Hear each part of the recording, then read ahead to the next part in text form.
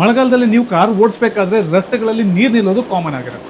ಈ ಟೈಮಲ್ಲಿ ಕಾರ್ನ ಓಡಿಸಬೇಕಾದ್ರೆ ಈ ಎರಡು ಮಿಸ್ಟೇಕ್ ಗಳನ್ನ ನೀವು ಮಾಡಿರೋದ್ರಿಂದ ನಿಮ್ಗೆ ಕಾರ್ ಒಂದು ಲಕ್ಷಾಂತರ ರೂಪಾಯಿ ಖರ್ಚು ಬರುವಂತ ಸಾಧ್ಯತೆ ಇರುತ್ತೆ.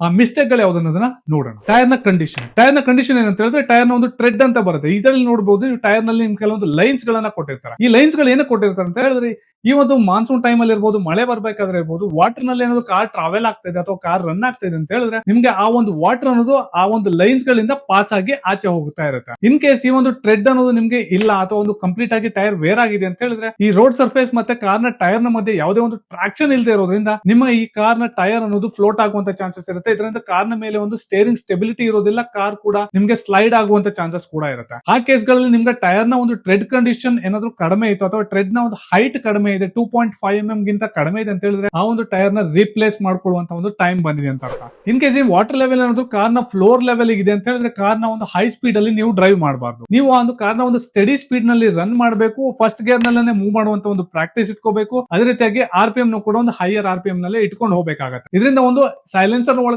ವಾಟರ್ ಎಂಟ್ರಿ ಆಗೋದು ಅವಾಯ್ಡ್ ಆಗುತ್ತೆ. ನೀವೇನಾದ್ರು ಹೈ ಸ್ಪೀಡ್ ಅಲ್ಲಿ ಕಾರ್ ನ ಡ್ರೈವ್ ಮಾಡ್ತಾ ಇದ್ರೆ ನಿಮ್ಮ ಒಂದು ಕಾರ್ ನ ಒಂದು ಏರ್ ಇಂಟೇಕ್ ಸಿಸ್ಟಮ್ ಏನಿರುತ್ತೆ ಸೊ ಅದು ಫ್ರಂಟ್ ಅಲ್ಲೇ ಇರೋದು, ಹಾಗೆ ಒಂದು ಲೋವರ್ ಲೆವೆಲ್ ಅಲ್ಲಿ ಇರೋದ್ರಿಂದ ವಾಟರ್ ಒಂದು ಒಳಗಡೆ ಹೋಗುವಂತ ಚಾನ್ಸಸ್ ಇರುತ್ತೆ. ಯಾವಾಗ ಈ ನೀರ್ ಅನ್ನೋದು ಕಾರ್ ನ ಎಂಜಿನ್ ಒಳಗಡೆ ಹೋಗುತ್ತೆ, ಎಂಜಿನ್ ಫೇಲ್ ಆಗುವಂತ ಚಾನ್ಸಸ್ ತುಂಬಾನೇ ಇರುತ್ತೆ. ಅದು ಇಮಿಡಿಯೇಟ್ ಆಗಿ ಆಗದಿದ್ರು ಕೂಡ ಒಂದು 6 months ಒಳಗಡೆ ನಿಮ್ಗೆ ಆ ಒಂದು ಎಂಜಿನ್ ಫೇಲ್ಯೂರ್ ಆಗುತ್ತೆ.